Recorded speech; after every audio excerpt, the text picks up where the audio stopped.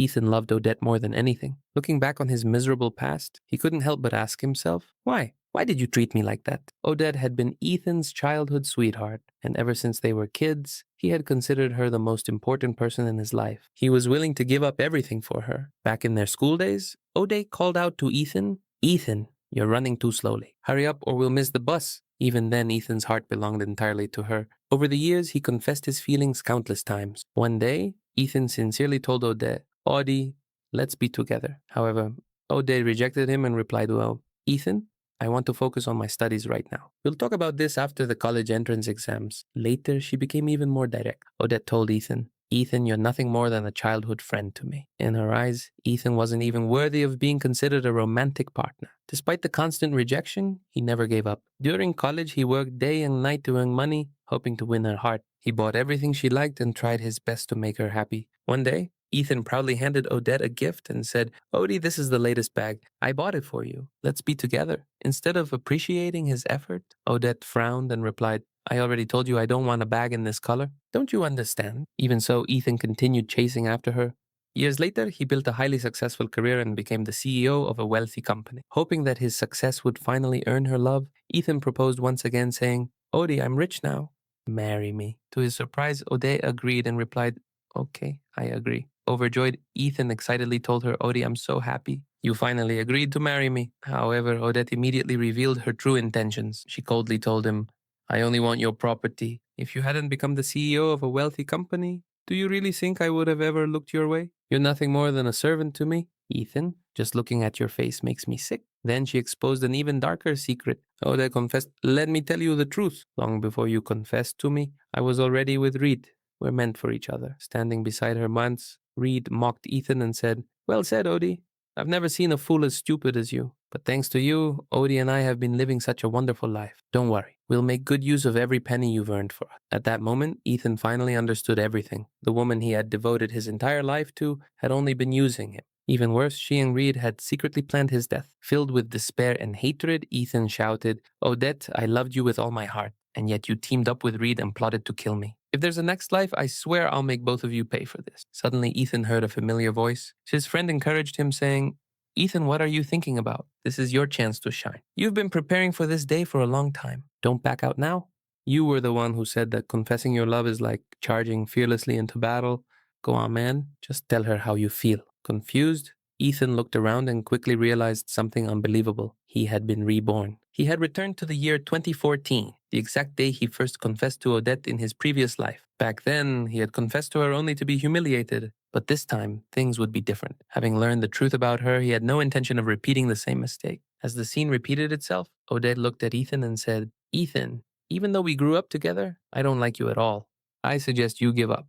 I will never accept your confession. In his previous life, those words had crushed him, but now they meant nothing. Looking directly at her, Ethan thought to himself, a poisonous woman like you, someone filled with sweet lies and venom, is no longer worth my love. Seeing his unexpected reaction, everyone around them was shocked. The students whispered among themselves, did Ethan take the wrong medicine today? How dare he talk to Odette like that? Wasn't he completely obsessed with her? What's gotten into him today? The Ethan they knew would have done anything for Odette, but the man standing before them now was completely different. His second life had just begun, and this time he was determined to change his fate. After hearing Ethan's unexpected response, Odette looked at him in disbelief and asked, what did you say? I didn't hear you clearly. Without hesitation, Ethan repeated himself and declared, fine, I'll say it again. You're a cruel, despicable, and poisonous woman. You mean absolutely nothing to me. Shocked by his words, Odette angrily shouted, Ethan, how dare you speak to me like that? Before she could say anything else, Reed stepped forward and demanded, apologize to Odette right now. Reed was the class president of Class 4. In his previous life, Ethan had assumed Reed was just another one of Odette's admirers. He never knew that the two of them had already been in a relationship behind everyone's backs. More importantly, Reed had been the one who suggested killing him. Remembering that betrayal, Ethan thought to himself, since you've come to me on your own, I won't back down this time. Looking at Reed with cold eyes, Ethan replied, where did you even come from? What does this have to do with you? Annoyed, Reed snapped back, Ethan, I'm talking to you. Apologize to Odette right now, or I'll make you regret it. Hearing that threat, Ethan laughed and mocked him. Regret it? You're acting pretty shameless for someone who's about to get beaten up. Enraged, Reed immediately threw a punch. Before anyone could react, Ethan struck first and knocked him down. Stunned, Reed yelled, Ethan, how dare you hit me? Have you gone crazy? Looking down at him, Ethan coldly replied. I've already beaten you up and you're still asking me that question? Then he turned toward Odette. Countless emotions flashed through his mind as he remembered everything she had done to him. Ethan said firmly, and you, Odette, let me make something clear. Chasing after you was the result of my own blindness and stupidity. From this moment on, you and I have nothing to do with each other. Don't ever bother me again. Hearing those words, Odette was completely stunned. She had grown used to Ethan worshipping her, so seeing him walk away without hesitation left her speechless. Meanwhile, Reed shouted from behind him, Ethan! Ethan! How dare you hit me? This isn't over yet. Ignoring both of them, Ethan left. The moment he got away from those two, he felt as if a huge weight had been lifted from his shoulders. His mood instantly improved. Seeing him leave, his friend Bayer ran after him and asked, Ethan, weren't you supposed to confess today? Why did you suddenly change your mind? Smiling slightly, Ethan replied, I finally realized something. Bayer, remember this. Confessing your love should always be a celebration of victory, not the battle cry of a war you can never win. Then, remembering something from his previous life, he added strangely, and no matter what you do, never go to those scam compounds in Myanmar. Completely confused here, Bayer asked, What? What are you talking about? Where are you going now?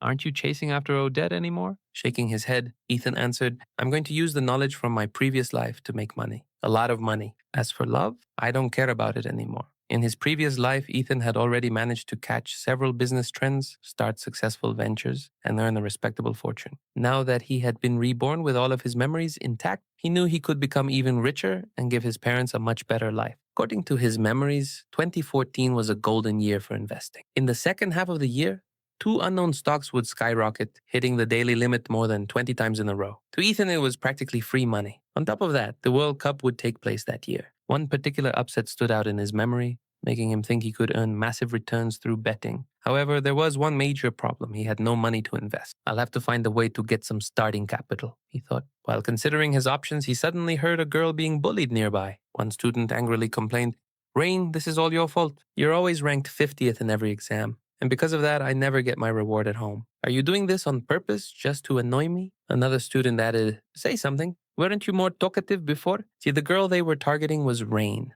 a plain-looking senior student who never attracted much attention. The strange thing about Rain was that no matter how easy or difficult an exam was, she always ranked exactly 50th in the entire grade. Hardly anyone paid attention to her at the time. However, after the college entrance exam, she shocked everyone by becoming the top science student in the entire city. At graduation, she removed her glasses and appeared in a beautiful dress, leaving everyone speechless. Only then did people realize that she wasn't just an academic genius, she was also the true campus queen. Back in the present, the bullies continued mocking her. One of them sneered, Say something, you little loser. Has this girl ever even spoken before? She's practically mute. In reality, they targeted Rain simply because she was an easy victim. She had an ordinary appearance, a quiet personality, no close friends, and nobody willing to stand up for her. To them, she was the perfect target. Looking at her trembling figure, one bully smirked and ordered his friends, She's pretty angry, isn't she? Grab her backpack and burn it. Just as they were about to act, Ethan suddenly shouted, Teacher! Over here, there's a fight happening. Hearing that, the bullies immediately panicked. A teacher? Run! They yelled before scattering in every direction. After they disappeared, Ethan walked over to the frightened girl. He gently introduced himself. Aren't you from class 5? I'm from class 4. My name is Ethan. Don't be afraid. From now on, I'm on your side. Looking at her carefully, Ethan asked, Rain, are you okay? In his previous life, he had heard that Rain's parents died in a tragic accident while she was still in middle school. Afterward, she was forced to live with her aunt. Unfortunately, her aunt's husband disliked having an extra mouth to feed. The constant arguments over Rain eventually became so severe that her aunt and uncle divorced. Because of that, rumors spread that Rain brought bad luck to everyone around her. People started believing she was cursed, and as a result, nobody wanted anything to do with her.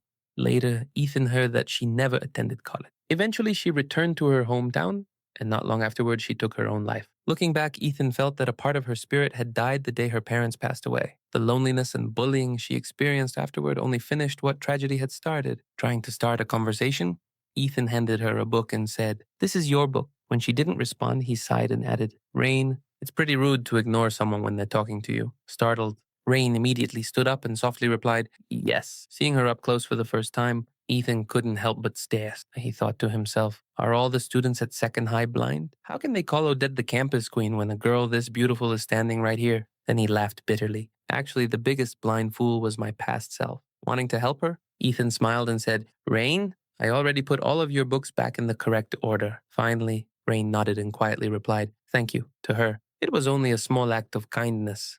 but her reaction seemed surprisingly emotional. Seeing that expression, Ethan wondered, why is she reacting so strongly? Just then, he noticed something unexpected. Looking more carefully at her belongings, Ethan was shocked and thought, wait a second, she's actually a rich girl? After helping Rain, Ethan unexpectedly received about $6 without doing anything. Holding the money, he couldn't help but smile and think, I never expected the most profitable deal after my rebirth to happen like this. The familiar feeling of making money excited him once again. However, he quickly realized that every successful investment required starting cap. Remembering something from his previous life, Ethan thought, I remember Mom once opened a stock trading account because a friend from a securities firm recommended it. She never actually used it. Maybe I can convince my parents to let me invest. With that idea in mind, he headed home. As soon as he walked through the door, his mother asked curiously, Son, weren't you out celebrating Odette's birthday? Why did you come back so early? Looking at his mother, memories of his previous life flooded his mind. Knowing everything she had sacrificed for him, Ethan suddenly said, Mom, you look beautiful. Startled by the unexpected compliment, his mother immediately became suspicious and asked, did you get yourself into some kind of trouble? Shaking his head, Ethan replied sincerely, Mom, I'm saying this from the bottom of my heart. I'll work hard and earn a lot of money so you never have to work this hard again. Instead of feeling touched, his mother placed a hand on his forehead and asked worriedly, Now you don't have a fever, do you? What's wrong with you today? Then she called out, Honey, come here and look at your son. I think something shocked him. A moment later, Ethan's father arrived. Looking at him, Ethan smiled and said, Dad, you look very handsome today, even more suspicious than his wife. His father immediately asked, Son, what happened between you and Odette? Worried that his son had done something reckless, he added, You're about to take your college entrance exam. Don't go doing anything stupid. Quickly waving his hands, Ethan explained, Mom, Dad, I didn't do anything. Don't worry about it. Still unconvinced, his mother asked, Then why did you come home so early? Did you and Odette have a fight? Having completely lost interest in Odette, Ethan calmly replied, Mom, Dad, I'm still young. Dating would be too early for me. Right now, I just want to focus on making money. Hearing that, his father frowned and said, What are you talking about? Your job right now is to prepare for the college entrance exam. Making money shouldn't even be on your mind. Agreeing with him, his mother added, You must be tired. Why don't you go do 2 practice exams? Ethan immediately groaned. Do you really have to be this strict? It's the weekend. Refusing to give up, he quickly changed the subject and said, Fine, then let's invest in stocks. I guarantee I can turn a few $100s into hundreds of thousands. Seeing through his obvious attempt to avoid studying, his mother coldly replied, That topic change was painfully obvious. Make it 3 practice exams instead. Realizing stocks wouldn't work, Ethan turned toward his father and said, Dad, once the World Cup starts, let's bet on some matches. We're going to make a fortune. Before his father could answer, his mother shot him a glare and snapped, Grant, you've been gambling behind my back?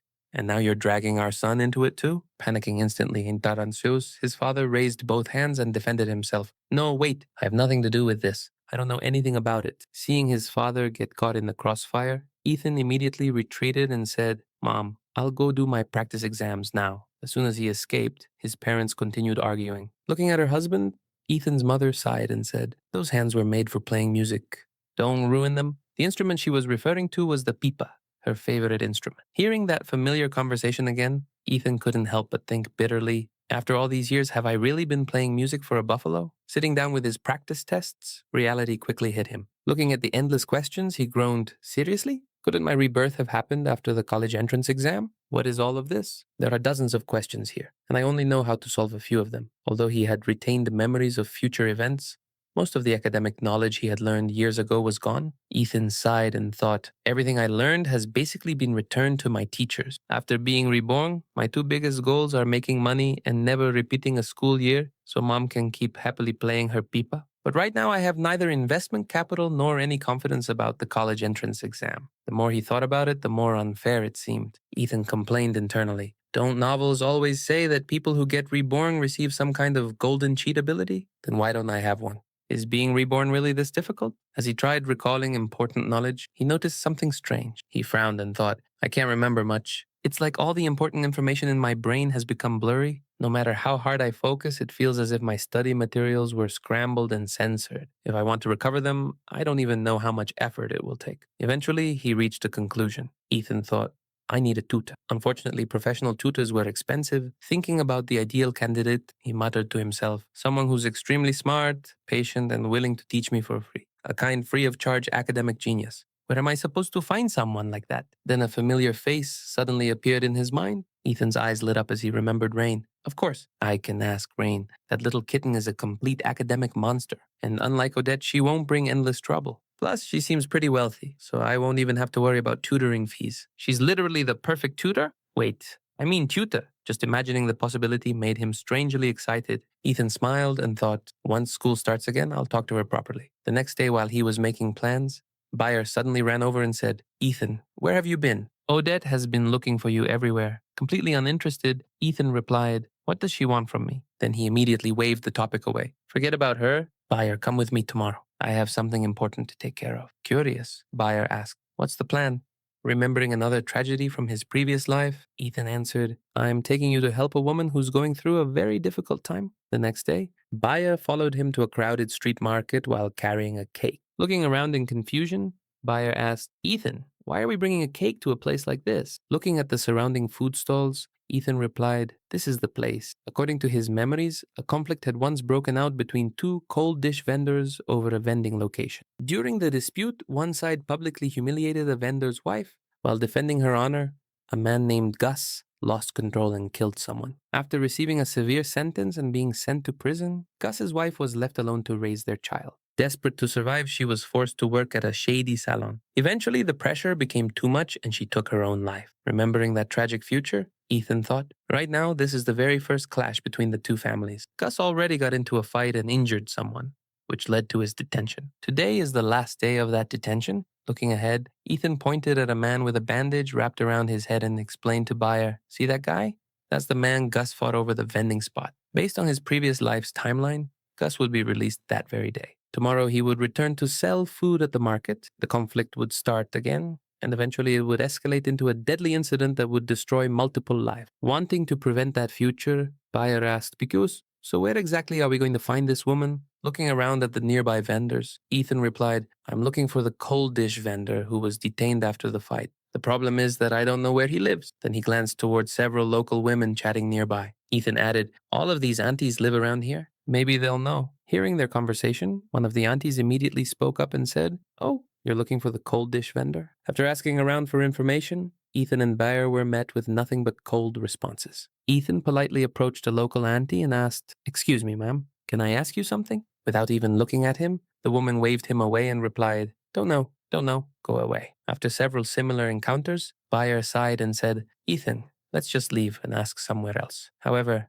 Ethan wasn't discouraged. Spotting another group of aunties dancing nearby, he walked over with a smile and said, excuse me, ma'am, your dancing is absolutely beautiful. Instantly pleased by the compliment, one of the aunties beamed and replied, haha, young man, you've got a very good eye. Taking advantage of the good mood, Ethan politely asked, excuse me, may I ask you something? This time, the auntie happily nodded and said, of course, go ahead. Watching the interaction, Bayer stared at Ethan in disbelief and said, what happened to you? You must be possessed by something. Then he shook his head and added, no, actually, you've suddenly become so mature. I never knew you had a hobby like this. Embarrassed, Ethan quickly replied, that's not what I meant at all. However, Bayer continued, seriously, the way you talk and act reminds me of my dad. Playing along, Ethan laughed and said, son, don't think too much about it. Now come along with your old father. Hearing that, Bayer immediately protested, Ethan, are you making fun of me? Eventually, after following several directions, they arrived near a modest residential area. Looking around, Bayer asked skeptically, Ethan, does that cold dish vendor really live around here? Nodding, Ethan replied, we're close, just a little farther. As they walked, memories from his previous life resurfaced. Ethan thought to himself, I remember that every night Gus and his wife would prepare cold dishes at home. The next day, they'd take them to the street and sell them. That was how they supported their family and paid for their daughter's education. In his previous life, a reporter had eventually covered Gus's story. Despite his current situation, Gus was actually a certified chef. Unfortunately, his straightforward personality made it difficult for him to keep restaurant jobs, so he eventually decided to start his own business. More importantly, Gus was a true professional. His food was always clean, hygienic, delicious, and served in generous portions. Thinking about what was about to happen, Ethan sighed inwardly. The saddest part is that Gus is being released today, and by pure coincidence, today also happens to be his daughter's 8th birthday. No wonder those thugs couldn't resist targeting him in my previous life. Soon they arrived at a small house. Before they could knock, a woman stepped outside and asked cautiously, excuse me, who are you looking for? Smiling politely, Ethan replied, hello ma'am. We're friends of Gus. He'll be home soon, and he asked me to bring a birthday cake ahead of time. Hearing that, a little girl suddenly ran out from inside. The girl excitedly asked, oh, is today Poppy's birthday? Wow, that's such a big cake. Did Daddy really buy that for me? Caught off guard, Ethan quickly nodded and replied, yeah. This cake is from your dad. Buyer nearly exposed the lie, but Ethan immediately corrected himself and handed over the cake. Delighted, Poppy happily said, "Thank you." Seeing her daughter's excitement, Gus's wife warmly smiled and invited them inside. "Please come in. Please make yourselves at home." Looking around at the humble house Akiso, she apologized. "Hanka, sorry about this.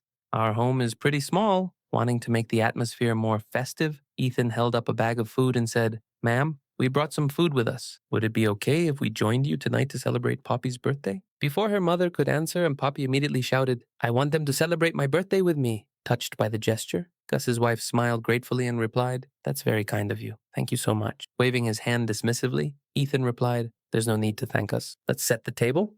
Once Gus gets home, we can all blow out the candles together." Just then, Poppy excitedly announced, "Dad called 1 minute ago. He'll be home any second." Right as she finished speaking, the front door opened. Poppy immediately ran over and shouted, "Dad, you're home!" Looking around in confusion, Gus froze and asked, "Perfect timing, but who are these people?" Before he could become suspicious, Ethan stepped forward and explained, "Gus, we heard about what happened to you. We're here to help." Not wanting to ruin the celebration, he added, "First, let's eat." Poppy looks like she can't wait to cut the cake. Agreeing immediately, Poppy tugged on her father's arm and said, "That's right, Dad. Come sit down." After the birthday celebration settled down, Ethan finally brought up the topic he came for. Looking directly at Gus, he asked, "What are you planning to do from now on?" Without hesitation, Gus replied, "I'll keep selling my cold dishes on the street. We'll see what those people can do to me." Hearing that stubborn answer, Gus's wife looked guilty and softly said, "I'm sorry. You've suffered so much because of me." Shaking his head immediately, Gus replied, "Don't say that. I'm truly happy." However, she continued, I'm serious." Realizing this was the perfect moment, Ethan stepped in and said, "Actually, Gus, I have an idea. A way for you to stop fighting over street space and make even more money at the same time. That way, your wife and Poppy can have a much better life." Gus leaned forward and asked, "What kind of idea?" Ethan explained, "You know the boiler factory, right? The factory recently relocated and they still haven't built a cafeteria area. A lot of workers don't have anywhere to eat." Then he continued, "Your food is excellent, Gus. If you set up a food stall there, you'd have plenty of customers." Although intrigued, Gus hesitated and replied, "Yeah, that's a huge factory. Would they really let us set up a stall near the entrance?" Beside him, his wife added, "They'd probably chase us away immediately." Shaking his head confidently, Ethan replied, "No, they won't. The factory manager is my uncle." Both husband and wife were stunned. Gus asked in disbelief, "The factory manager is your uncle?" Thinking quickly, Ethan replied, "His family name is Warren, just like mine." "Do you believe me now?" Although still surprised, Gus asked, "But why would you go so far out of your way to help me?" Without missing a beat, Ethan answered, "Honestly, I'm doing this for my uncle too. The factory just moved and workers have been complaining because there's no cafeteria yet. My uncle has been stressed about it. Then I happened to hear that you're an excellent chef and a man of good character. So I thought I should introduce you." Seeing Gus gradually becoming convinced, Ethan continued explaining his plan. "At first, you probably won't be allowed inside the official cafeteria area, but you can start with a stall near the entrance. Besides your cold dishes, you can add some hot meals too. You're the expert chef here, so I won't pretend to know more than you. In short, think of it as relocating your business to the factory." Then he added confidently, "Just keep selling food the way you always have. I guarantee nobody will chase you away. If the workers respond well, once the cafeteria area is completed, you'll have a real chance of moving inside permanently." Looking directly at Gus, Ethan concluded, "It's a guaranteed win with almost no downside. You won't have to worry about anyone stealing your business location ever again. So what do you think?" After hearing Ethan's proposal, Gus immediately nodded and said, "Yes, I'm definitely interested." However, being a businessman at heart, he quickly asked, "Oh, young man, what are your conditions?" Without hesitation, Ethan replied, "A partnership agreement." Seeing that Ethan wasn't offering charity, Gus relaxed slightly. Ethan continued, "Let's make everything clear from the start. For the food stall at the Boiler Factory cafeteria area, I want a 30% share of the profit. If the business loses money, I won't take any share of the losses. But if it makes money, you'll give me 30% of the monthly profit." After thinking for only a moment, Gus immediately agreed and said, "And deal, I'm in." Smiling, Ethan replied, "Then let's sign an agreement." Watching the conversation unfold, Buyer finally couldn't hold it in anymore and exclaimed, "Wait a minute! Didn't we come here to help a woman in trouble? How did this turn into a business deal?" Ignoring Buyer's confusion, the agreement was quickly settled. As they prepared to leave, Ethan said to Gus's wife, "Ma'am, we'll be heading out now. You two should start preparing. I'll come by tomorrow to inspect the location. Once everything is arranged, I'll let you know." Wanting to show her gratitude, Gus's wife stood up to walk them out. But Ethan quickly stopped her and said, "And there's no need to see us out." Once they left the house, Buyer finally asked the question that had been bothering him. Ethan, I know your dad works at the boiler factory, but I've never heard that the factory manager is your uncle. Trying not to laugh, Ethan calmly explained, said Manager Warren is one of my dad's co-workers. Whenever I see him at the factory, I respectfully call him Uncle Warren, so technically, isn't he my uncle? After a moment of silence, Byers' eyes widened and he said, Ah, now I get it, master. Just then they heard someone calling from behind. Gus's wife ran after them and said, Young Ethan, wait a moment. When they turned around, she held out some money. She said gratefully, You've spent so much on us today. Please take back the money you spent on the food and supplies. Surprised? Ethan immediately shook his head and replied, Ma'am, what are you doing? The cake was a gift for Poppy, and the food was for her birthday celebration too. Please keep your money. Hearing that, Gus's wife became emotional and said, Young Ethan, thank you so much for everything you've done today. We'll work hard, I promise. Please continue looking after us in the future. Smiling, Ethan reassured her, Don't worry, ma'am. I only came here for three things, fairness, and nothing but fairness. Deeply touched, she bowed her head and said, Thank you. Standing beside them, completely confused, Bayer scratched his head and asked, What are you two even talking about? I don't understand any of this. Looking at the departing family, Ethan replied, and he wants to earn money without bowing his head to anyone. Hearing that answer, Bayer looked even more confused and said, What does earning money without bowing to anyone even mean? Laughing, Ethan patted him on the shoulder and replied, You'll understand when you're older. As they walked away, Ethan couldn't help but think about Gus's family. He sighed inwardly. With such a kind and intelligent wife, Gus must have done a lot of good deeds in his life. In my previous life, their ending was truly tragic. Since I have been given a chance to change my own fate, I'll do everything I can to help others change theirs as well. Meanwhile, at school, someone else was becoming increasingly frustrated. Looking at her phone, Ode angrily complained, I called Ethan myself. How dare he not answer? Otik, trying to comfort her.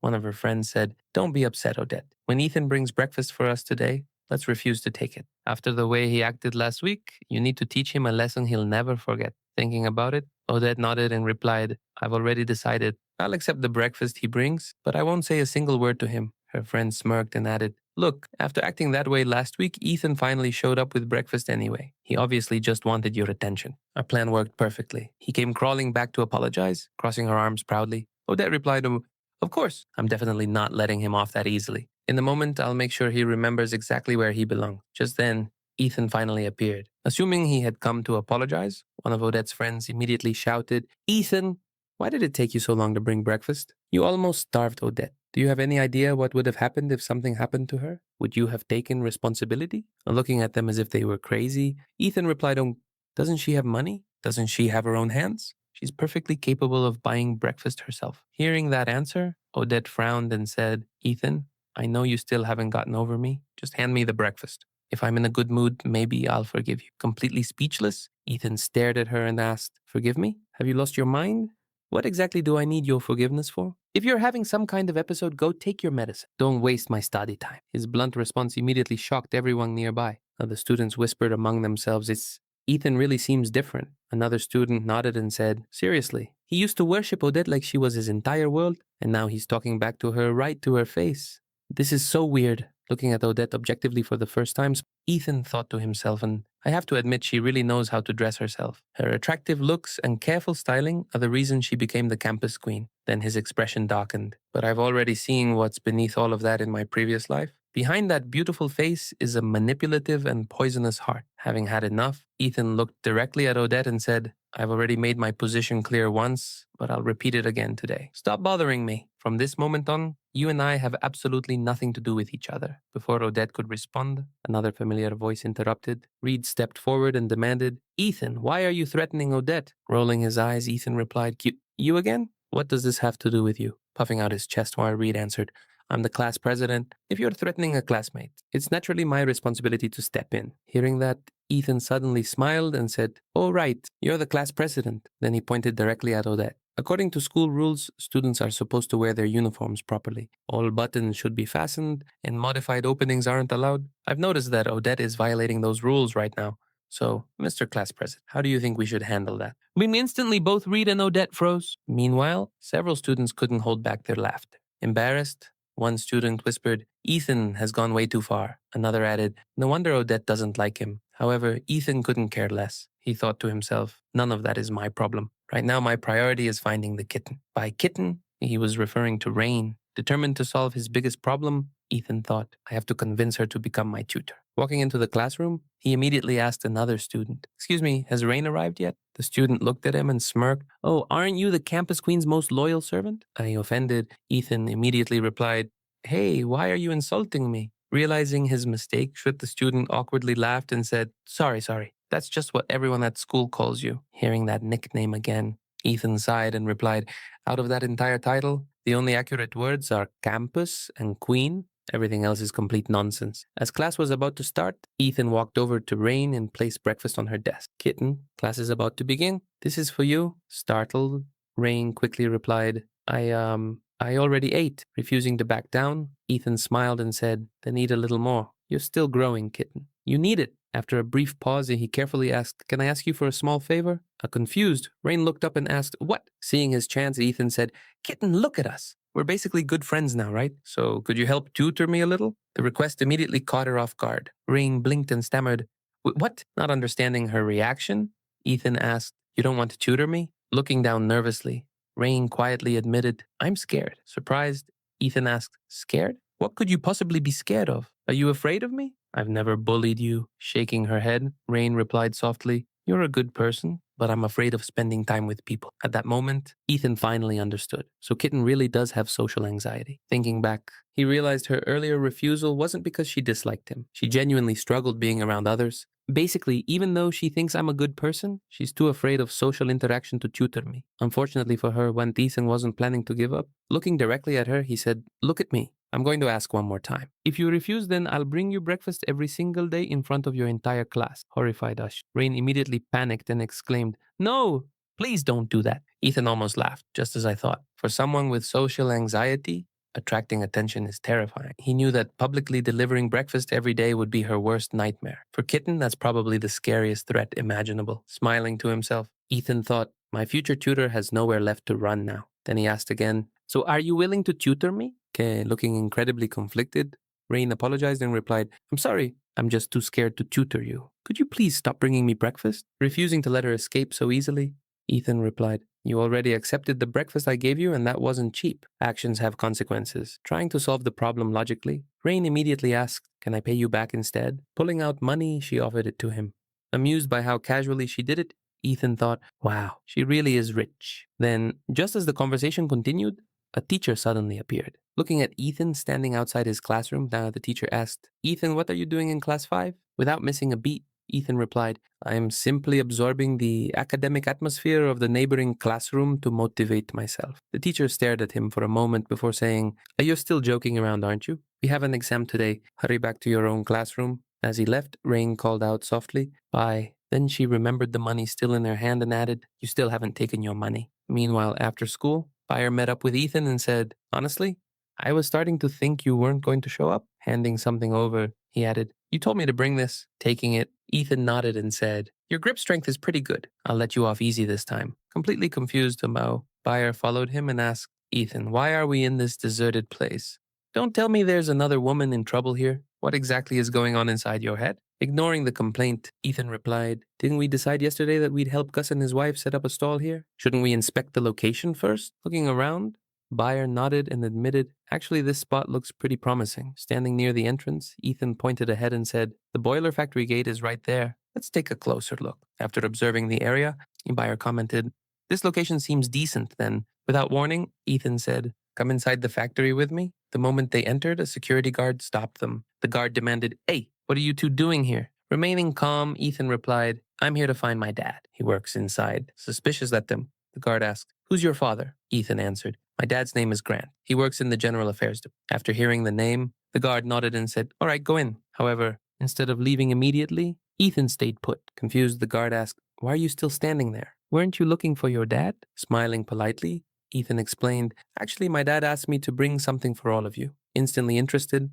another worker asked, "Your dad sent you here with something for us?" Ethan nodded and replied, "That's right. My dad said you've all been very supportive of him at work, and he's wanted to show his appreciation for a long time." Then he added, "The problem is that shopping around here isn't very convenient, so he asked me to buy some things outside and bring them over." Hearing that, the workers immediately relaxed. One of them laughed and said, "Young Ethan, you're being way too polite. Come on, come inside and sit for a while." Another worker added, Your dad is really something. He could have just said it directly. There was no need to be this formal. As everyone chatted, Ethan quietly thought to himself, this guy's name is Hank. He used connections to become head of security instead of fighting his way up the hard way. Aloud, Ethan explained, my dad was worried people might gossip behind his back if he came personally, so he sent me instead. Once everyone finishes work, please let me know. Deeply pleased, one of the workers replied, that's really thoughtful. Make sure to thank Manager Grant for us in advance. Taking the opportunity to gather information, Ethan casually asked, I've noticed there aren't any places to eat around here. How do you all handle lunch? The workers exchanged helpless looks before one finally answered,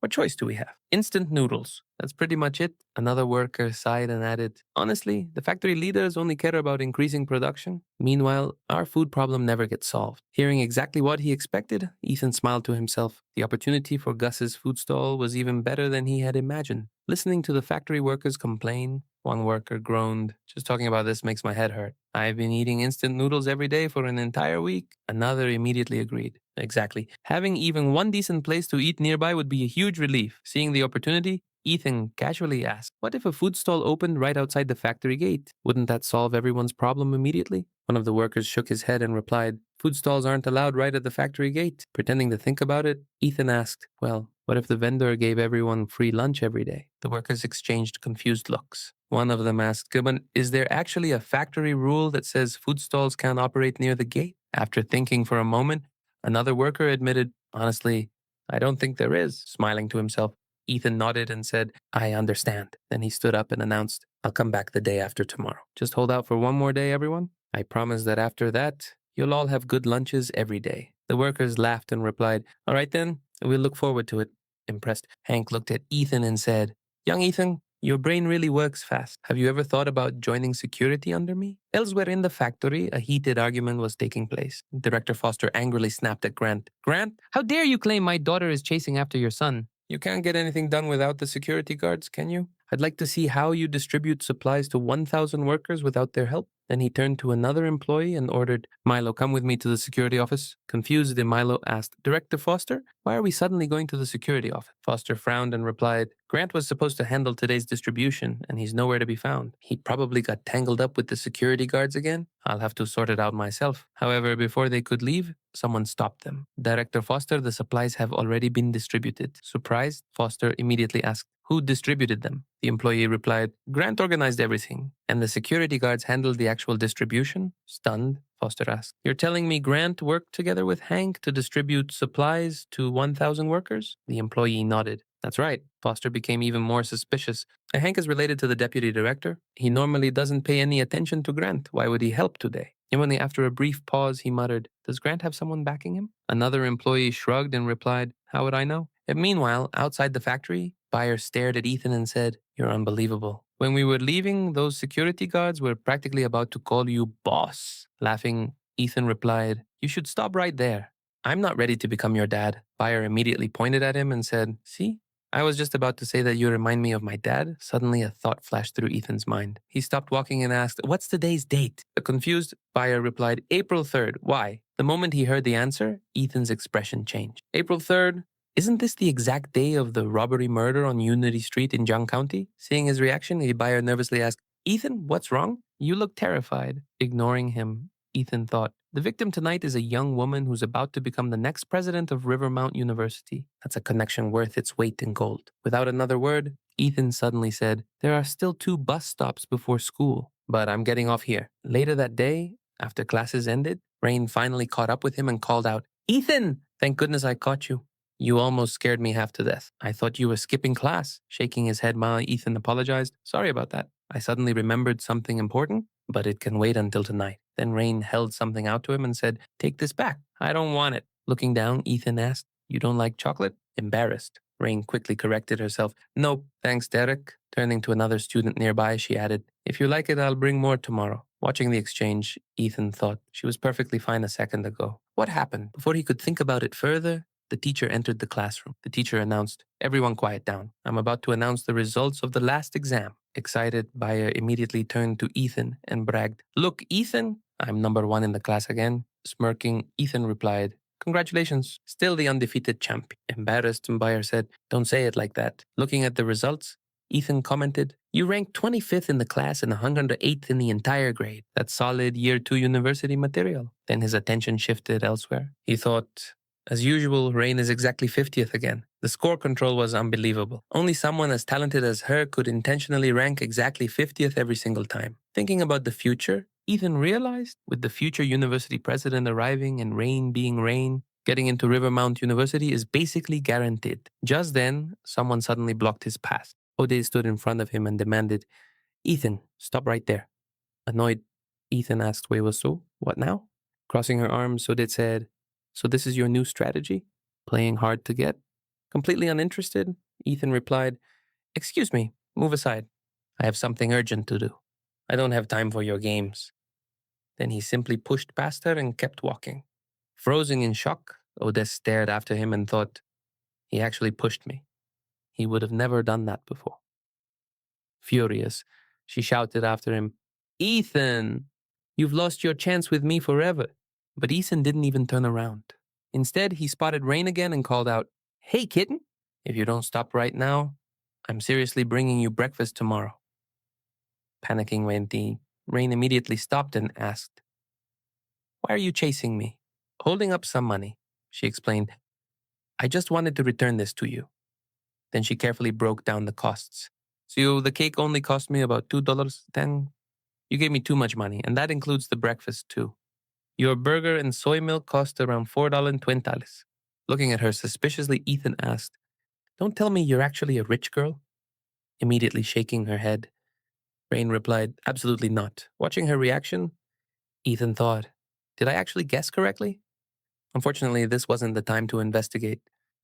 Remembering the murder that would happen that night, Isimi said, "This isn't the right time. I need to go save someone." Then he added, "Nah, go home. It's getting late. Don't worry, I won't bring you breakfast tomorrow." Watching him leave, Rain quietly said, "I'm heading home now too." A few moments later, she was speaking on the phone. "Aunt Vivian, I might be a little late. If you're hungry, go ahead and eat without me." On the other end of the call, Aunt Vivian replied warmly, "That's all right. I still need to buy vegetables and cook dinner anyway. By the time it's ready, you'll be home too." Smiling back so, she added, "Arain is such a thoughtful girl. Oh, and I have good news for you." Curious, Arain asked, what good news?" Excitedly, Hans and Vivian announced, "I'm about to become the next president of Rivermount University." Hearing that, Rain smiled and said, "I need to go now. I'm getting off here. Tonight we'll celebrate properly." Meanwhile, back at home, Ethan's parents greeted him as he walked through the door. His mother smiled and said, "Our son is home. Go wash your hands and come eat dinner." Looking at the table, Ethan's eyes lit up and he exclaimed, "Wow, you made my favorite braised pork tonight." Sitting down to dinner, Ethan happily took a bite and exclaimed, "Mom really loves me the most." Immediately misunderstanding his reaction, Grant looked worried and asked, "What's wrong? Did your mom put too much salt in the food again?" Shaking his head, Ethan replied, "No, it's nothing like that." Meanwhile, Grant suddenly remembered something and said, "Actually, something strange happened to me today." Curious, Ethan's mother asked, "What kind of strange thing?" Grant looked genuinely confused. "You know Hank, the head of security? The deputy director's relative?" She nodded. Grant continued, "Out of nowhere, he became incredibly friendly with me today. He even offered to help distribute supplies." Surprised, his wife asked, "Wait, isn't Hank usually annoyed by you?" Grant immediately nodded and replied, "Exactly. The sun must have risen in the west today." Trying not to laugh at the reason behind Hank's sudden change of attitude, Ethan stood up and said, "Mom, Dad, I'm going to meet a classmate tonight for some studying. I'll be heading out now." Watching him rush toward the door, his mother sighed and said, "This boy really is in a hurry. What's the rush?" Then she added suspiciously, "And who exactly are you meeting?" Ignoring the question, Ethan left the house. Looking at the time, he thought to himself, it's not even 7 o'clock yet. The incident won't happen for more than 2 hours. As he walked through the city, he carefully searched the surrounding streets. And there are so many alleys around here. Which one is it? Meanwhile, elsewhere, Aunt Vivian was walking home carrying groceries and thinking about Rain. I wonder how that girl is doing these days. Thinking fondly of her niece, Vivian smiled to herself. My late brother-in-law left her such a large inheritance, and she hasn't touched a single dollar of it. She's such a sensible child that it melts my heart. Looking at the pastry box she was carrying, Vivian thought happily. If she finds out I bought her favorite almond pastry, she'll be so happy. Suddenly, a shadow stepped out of a nearby alley. Vivian froze and shouted, "Who's there? Who is it?" A man emerged holding a knife. The robber pointed the blade at her and growled, "This is a robbery. Hand over all your money." Despite the danger, Vivian remained surprisingly calm and replied, "What you're doing is against the law. If you're in trouble, tell me what's wrong. I'll find a way to help you." Hearing that, the robber laughed bitterly and shouted, "You say you'll help me? Can you pay off the $7,000 debt hanging over my head?" Without hesitation, Vivian replied, "I can. But first put down the knife." Then she slowly pulled out a bank card and held it up. "Look, I have a bank card right here. Put down the knife and it's yours." Stunned, the robber asked, "Really? How much money is on it?" Before Vivian could answer, another voice suddenly cut through the alley. Ethan stepped forward and said coldly, "You have 2 healthy arms and 2 healthy legs. Out of all the jobs you could have chosen, you decided on armed robbery." Startled, the robber turned toward him. Without giving him time to react, Ethan continued, "Move. You're coming with me to the police station?" Panic instantly filled the robber's face. He backed away and shouted, "No! No, don't arrest me." Yeah.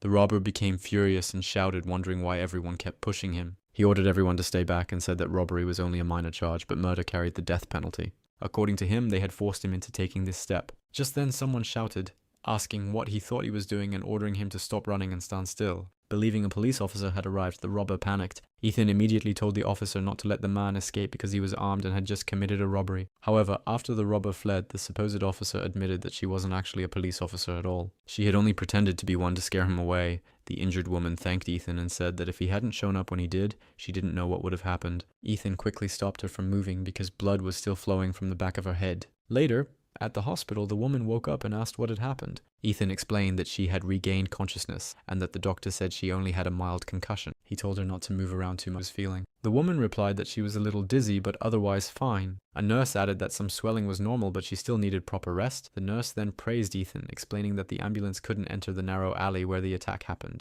Because of that, Ethan had carried the woman all the way to the main road on his back, and it had been a long distance. Afterward, he had spent his time running around the hospital handling paperwork. The woman clarified that Ethan wasn't her brother, leaving the nurse surprised. Ethan simply said he had only done what anyone should do in that situation. Feeling grateful, the woman told Ethan she would never forget this favor and asked for his name. Ethan introduced himself and told her she could simply call him Ethan. The woman observed that he looked like a student and asked whether he was in high school or college. Ethan replied that he was a high school senior. Feeling guilty, the woman asked if she had wasted too much of his study time. Ethan reassured her that such a small amount of time wouldn't affect his studies at all. After a moment of hesitation, the woman told Ethan she wanted to ask something that might sound strange. She said that if he didn't mind, she would like to treat him as her little brother. She handed him her business card and explained that if he ever enrolled at Rivermont University, he could come visit her. Ethan smiled and said he wouldn't mind at all. In fact, he had always wanted an older sister like her. The woman introduced herself as Vivian, and when Ethan continued calling her by her name, she laughed and confirmed that she was indeed Vivian. From that moment on,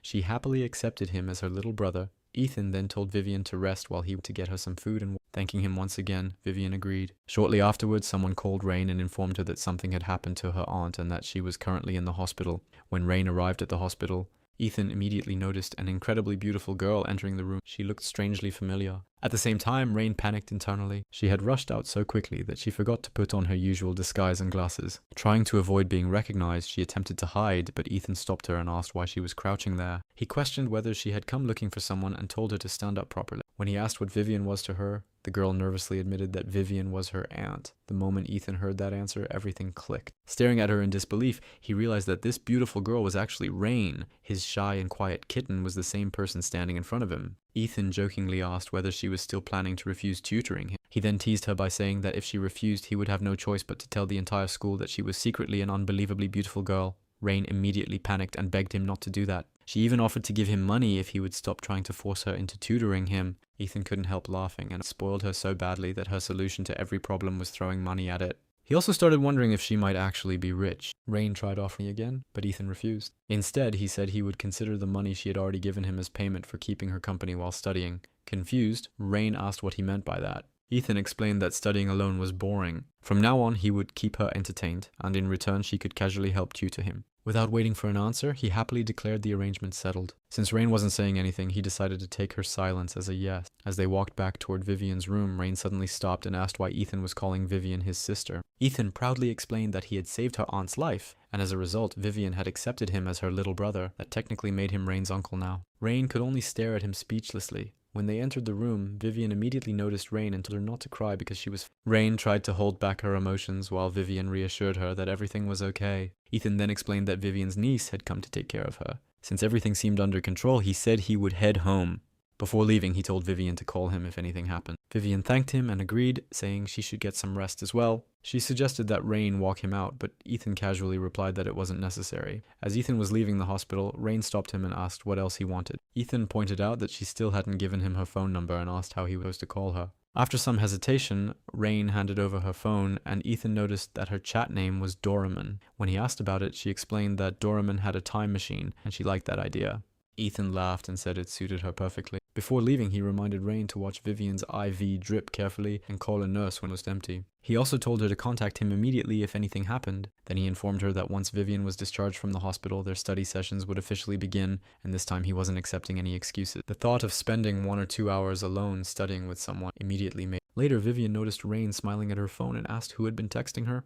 Rain quickly denied smiling and tried to hide the phone, which only made Vivian more suspicious. Meanwhile, Ethan finally returned home, where his mother was waiting up for him. It was already around 11 now for coming home so late. Ethan explained that he had lost track of time while studying with Miles, but his mother accused him of making up stories. Ethan insisted he was telling the truth and even revealed that he and Miles had convinced a top student to tutor them. When his mother guessed Audi, Ethan immediately denied it, explaining that the tutor's grades were much higher than Audi's, though he refused to reveal the person's identity. His mother couldn't help noticing how different he seemed lately. When she asked if he had changed for better or worse, Ethan turned the question back on. Without hesitation, she answered that her son could never change for the worse. Back at the hospital, Rain excitedly told Vivian that she had met Ethan again, and that he had added her on chat. She admitted that although Ethan could sound rude at times, he was also the first person who genuinely wanted to spend time with her. She even confessed that when he patted her head, his hand felt surprisingly warm and comforting. Vivian immediately teased her as he was acting strange again. The next day at school, several students noticed that Ethan seemed interested in Rain from Class 5. One of Audi's friends suggested that Ethan had finally realized he could never impress Audi and had switched to an easier target.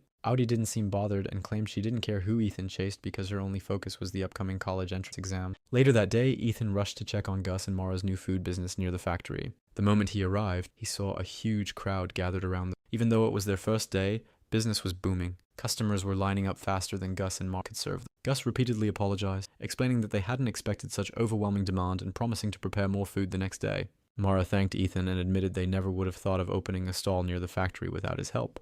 When Ethan asked whose idea the meal plan had been, Gus explained that he had previously worked under a cafeteria chef and had built the menu from years of worker feedback.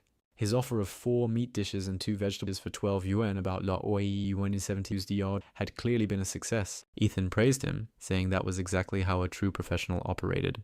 Just then, Ethan's father spotted him at the factory during school hour and immediately demanded to know why he wasn't in class. As usual, his father assumed Ethan had gotten himself into trouble again, but Ethan explained that he wasn't there to cause problems. He had come to check on the food business that he had secretly helped create.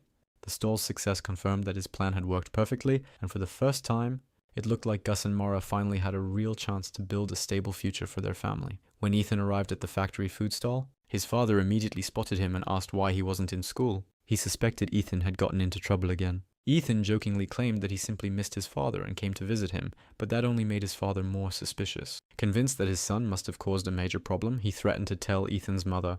Ethan quickly admitted that he wasn't actually there to see him. Instead, he had come to check on a business. His father laughed and reminded him that a high school senior should be focused on studying, not running business. That's when Ethan revealed that the food stall was actually his project. His father was stunned and pointed out that the family didn't need his money. He also warned that stalls usually weren't allowed outside the factory gate, and that security guards could shut the operation down at any moment. Before he could continue, several workers and security staff approached Ethan and thanked him for everything he had done. They praised his intelligence, kindness, and thoughtfulness, making it obvious that the stall's success was directly connected to him. Watching the workers praise his son, Ethan's father finally realized how much influence he had behind the scenes. He quietly told Ethan not to mention any of this to his mother. Ethan immediately agreed, but replied that if the food business remained a secret, then his father couldn't tell his mother about it either. After reaching their agreement, Ethan asked whether Director Warren was around. His father explained that Warren wasn't there that day but would be back tomorrow, and even offered to introduce them, as long as Ethan promised not to cause any trouble. After Ethan left, Director Foster happened to see him and asked whether that had been Grant's son. Foster hadn't seen Ethan in years and was surprised by how much he had grown. However, he quickly convinced himself that Ethan had probably come to ask for help winning Audi back. In Foster's mind, Ethan was just another boy hopelessly chasing his daughter. He assumed Grant had refused to help and sent him away. No matter what Ethan tried, Foster believed Audi would never be interested in someone like him. Meanwhile, Audi's friends continued discussing Ethan. One of them pointed out that he seemed to be paying attention to Rain instead of Audi lately. Another joked that Derek was a much better choice anyway. Although Audi kept insisting she didn't care who Ethan liked, she seemed strangely interested in the conversation. She repeatedly claimed that Ethan's actions had nothing to do with her and that she only cared about preparing for the college entrance exam. Still, when her friends mentioned Rain, Audi couldn't help reacting. At the same time, Vivian was finally being discharged from the hospital. Rain was waiting nearby when Vivian received a call from Ethan informing her that he was on his way to pick her up. The moment Vivian mentioned his name, Rain's face immediately turned red, which didn't escape Vivian's notice. Before Rain could explain herself, Ethan arrived carrying bags full of gifts and supplies. Vivian laughed and commented that having a little brother was clearly beneficial because he was so thoughtful. Rain packed the remaining hospital items while Vivian continued praising Ethan. During their conversation, Vivian discovered that Rain and Ethan actually attended the same school. She was surprised that Rain had never mentioned it before. The discussion soon shifted to tutoring, and Ethan explained the situation honestly. He wanted to get into Rivermount University, but his grades weren't strong enough yet.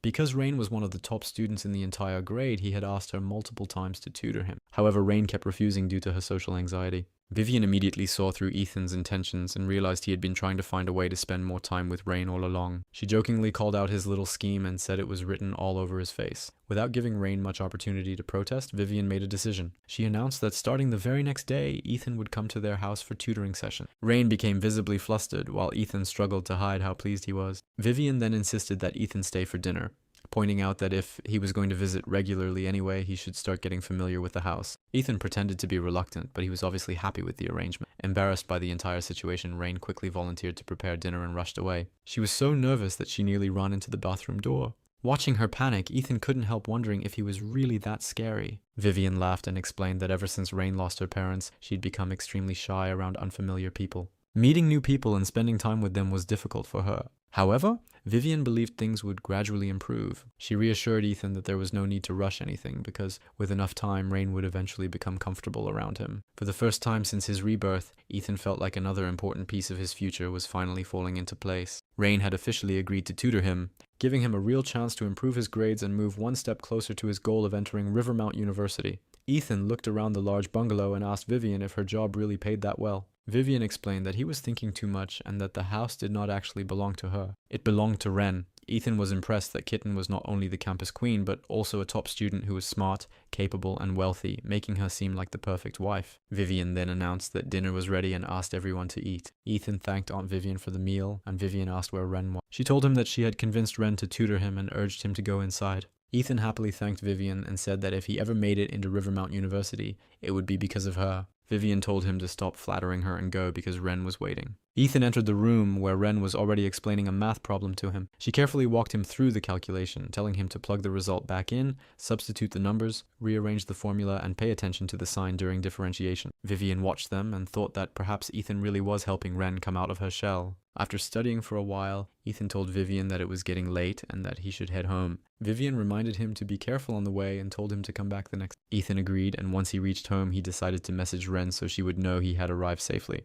Ren immediately asked him why he was messaging her and reminded him that she was his tutor, asking whether he could please not come the next day. Meanwhile, Ethan told his parents that he was going to his room to study. Ren then brought up the money she had given him with her and asked if that was enough. Ethan was surprised and asked if she was actually charging him for keeping her company. Ren apologized for sounding harsh and asked if the amount was enough. Ethan told her that it was too much and said he would treat the money as a loan from her. Once his investment made a profit, he promised to share the profits with her. Ren asked what he meant by an investment, and Ethan explained that he was talking about betting on soccer matches and predicting the results of the World Cup. He said that if she invested 20,000 and his prediction was correct, they could make 5 million. Ethan thought it was impressive that Ren really was wealthy. He reminded himself that his two main goals in this new life were to make money and rank at the top of his college entrance exam. Although there were plenty of opportunities to make money, the exam would only come once, so he decided to focus on that instead. He told Ren to take the 20,000 back and asked her not to study with him the next day. He jokingly threatened to tell the entire school that she was the real campus queen if she refused. Ren quickly agreed, and Ethan said goodbye before leaving to study.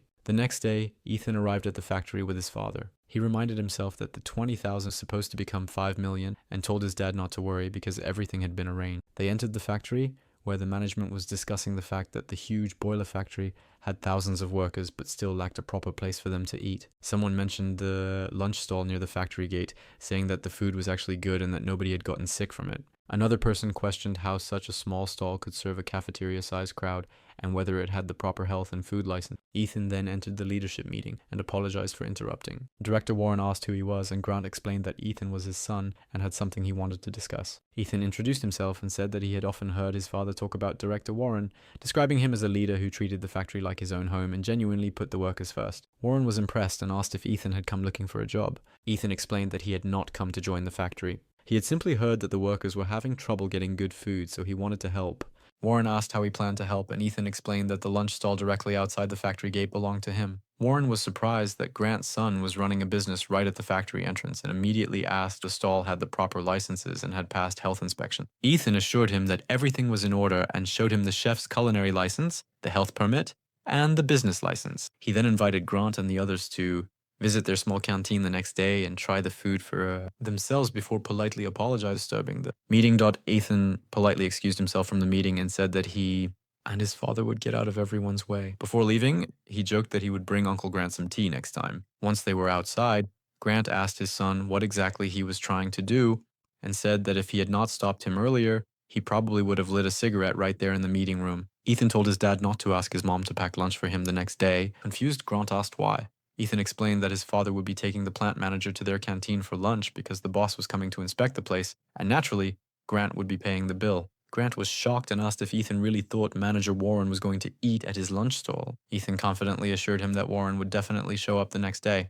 Later, Foster greeted Grant and mentioned that he had seen Ethan at the lunch stall again. He commented that Grant's son was surprisingly bold for someone so young, starting a business and earning money at his age. Grant brushed it off and said that the stall was just a small project Ethan was doing to pass the time. Foster then asked whether Ethan had given up on the entrance exam. Grant immediately denied it and insisted that his son studied hard every day. He explained that the business and his studies were completely separate and did not interfere with Foster then proudly brought up Odette's recent test results, saying that she had ranked 18th in the entire grade, and asked about Ethan's ranking. When Grant answered that Ethan had placed 108th, Foster admitted that it was still impressive. Managing a small business while studying and maintaining those grades was not easy, and he believed Ethan had a good chance of getting into a third-year college without any major problems. When classes ended, Odette stopped Ethan and told him to wait. It had been 5 days since he had last brought her breakfast, and during that time he had not even looked at her once. She had already decided to forgive him, but he seemed completely uninterested. Just then, someone told her that they had seen Ethan leaving the school gate with Ren. Furious, Odette confronted him and demanded to know how he dared to stop chasing her without her permission. Meanwhile, Ren looked nervous, and Ethan asked if she was okay and whether she thought he had been threatening her. Ren quietly said she was fine, and the two of them continued walking together. At that moment, Odette and Miles ran into them. Miles immediately pointed out that he had been right all along. According to him, he had failed to impress the campus queen Odette, so he had turned to an ordinary girl from another class for comfort instead. Ren looked hurt by the comment and asked what he had just said. Miles acted innocent and asked if he had said anything wrong. Odette then stepped in and reminded Ethan that she had already told him they would settle their issues after the exam. She accused him of thinking too small and claimed that he was only walking around with an ordinary girl to embarrass her. She asked whether that was really necessary. Ren immediately apologized and said that none of this should have happened. Ethan, however, was furious. He demanded that Odette apologize. Shocked, Odette asked why she should apologize to Ren. Ethan told her that who he chose to spend time with was none of her business. He asked what right she had to judge someone else and declared that Ren was thousands of times better than her. He then repeated his demand that she apologize. Odette could not believe what she was hearing. She asked if he was really yelling at her over a girl like Ren. Ethan replied that he had once thought Odette was merely a little superficial, but now he realized he had been wrong. According to him, she was not only fake, but also lacked basic manners and respect. Furious and humiliated, Odette told him that he would regret this. Miles accused Ethan of taking his hard-to-get act way too far. Meanwhile, Ethan turned to Ren and asked if she had been frightened by the confrontation. He said that Odette and Miles had completely lost their minds and she should just ignore them. Ren quietly insisted that she was fine. As they headed toward the bus stop, Ethan asked Ren to hand him her backpack. He explained that it was rush hour and that carrying such a heavy bag would make it difficult for her to get onto the crowded bus. Ren tried to refuse, saying it was not necessary, but Ethan insisted. He told her that she could repay him later by clearing a path for him through the crowd and, if possible, finding him a seat on the bus. Ren smiled and thanked him. As they walked away together, Ethan noticed that Ren was walking unusually fast. When they finally reached her house, Vivian called out from inside and told Ethan to wait outside because dinner would be ready soon. Of course. Cooking is your specialty, Ethan said. I'll solve a few problems until then. Vivian noticed Rain's face was bright red and asked, Kitten, are you feeling sick? Why is your face so red? Rain quickly replied, I'm fine.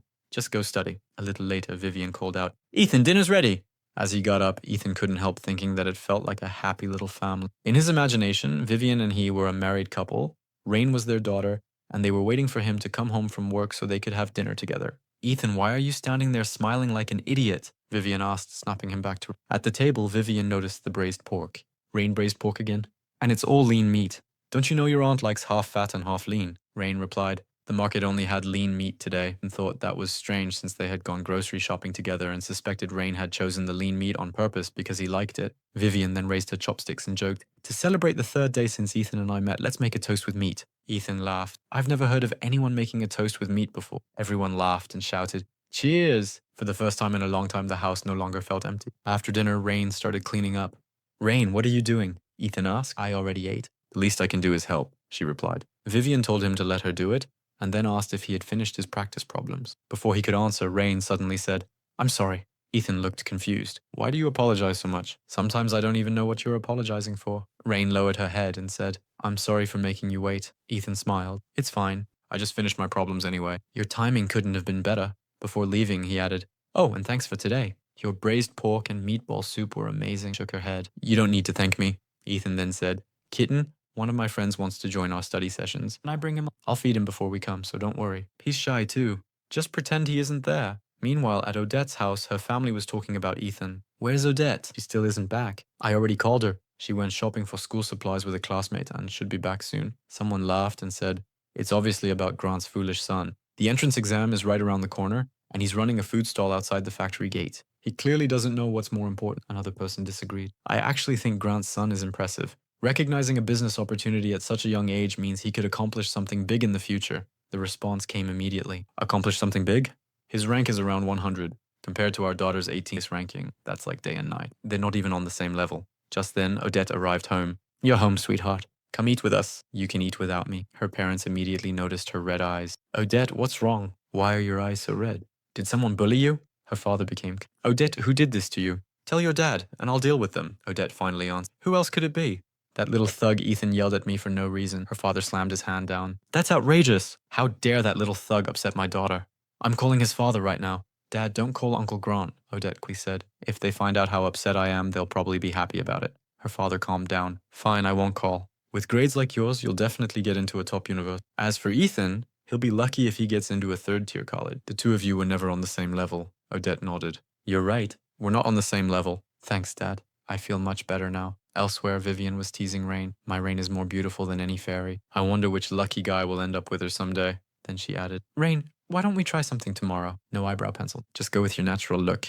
Rain looked embarrassed, so Vivian quickly laughed and said, I'm just joking. Do whatever makes you comfortable. After a moment, Vivian sighed. I thought once Ethan started coming over, you'd become a little less shy, but it seems you're still keeping your distance. Maybe I'm pushing things too fast. Rain, your aunt will be going back to the city in a few days. How about I have Ethan come study with you every evening? Oh, and tomorrow he's bringing a classmate. I'll inspect the classmate first, and if he seems decent, I'll allow both of them to study with you. Rain quietly replied, Okay, I'll do whatever you think is best. Vivian smiled. If Ethan ends up attending the same university as you, that would be wonderful. The two of you could look after it. Rain quickly said, Aunt Vivian, I'm sleepy. Later that night, she lay awake thinking. Other than Aunt Vivian, this was the first time someone had truly stood up for her and forced the person who insulted her to apologize. He had even carried her backpack before she got on the bus. She remembered that he loved braised pork, but didn't like the fatty parts. Once Aunt Vivian leaves, I'll make lean braised pork for him every day. The next morning, someone called out, Ethan, why are you at school so early? Oh, right. You made Odette cry. The whole class knows about it now. You came early to apologize to her, didn't you? Another classmate added, Ethan, I heard all about how you used that girl from another class to embarrass Odette. That girl is actually a nice person. What you did wasn't fair to her. Ethan continued studying and ignored them. The student kept talking. Stop pretending to study so hard. No matter how much you act, your rank is still in the hundreds. Once I get into a top university, you'll be lucky if you make it into a third-tier college. By then, you won't even get a chance to apologize. Finally, Ethan looked up. I'm trying to study. Can you stop bothering me? The student scoffed. Are you actually serious about this? I'm not the only one who needs to study hard, don't you? Ethan smirked. Does studying even matter that much for me anymore? I recently found an amazing tutor.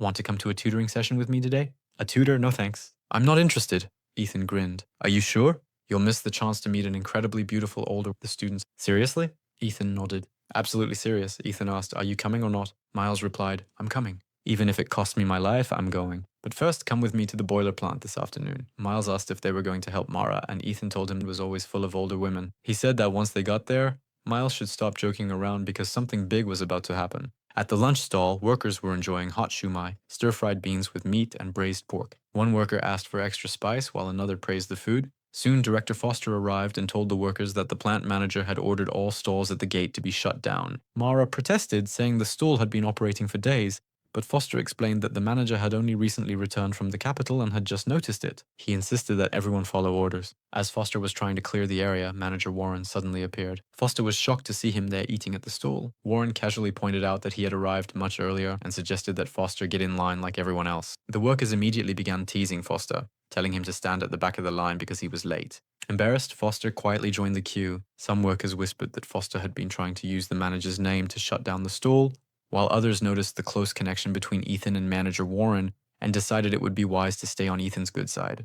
Ethan then offered Warren some soup and asked what he thought of their small cafeteria. Grant tried to say something about his son, but Warren stopped him and praised Ethan instead. He explained that Ethan had helped solve the lunch problems of many workers. He had come on behalf of the entire plant to thank him. Ethan respectfully replied that his father had worked loyally at the plant for 20 years and that he had practically grown up there, so being able to help felt meaningful to him. He then asked Warren about the cafeteria proposal they had discussed earlier. Warren said it was an important matter that still needed to be discussed in a meeting. Ethan smiled and told him not to worry because the soup was getting cold and tasted best while it was still hot. Warren jokingly called him a little rascal and asked if he was trying to pressure his uncle into making a decision. Nearby workers immediately started speculating that Warren might actually be Ethan's uncle. Whether it was true or not, they agreed that they should probably listen to Ethan and work hard alongside him from now on. Later, Foster awkwardly offered Warren his seat, but Warren could tell that the gesture was really an attempt to save face after earlier trying to use his authority to shut down the stall.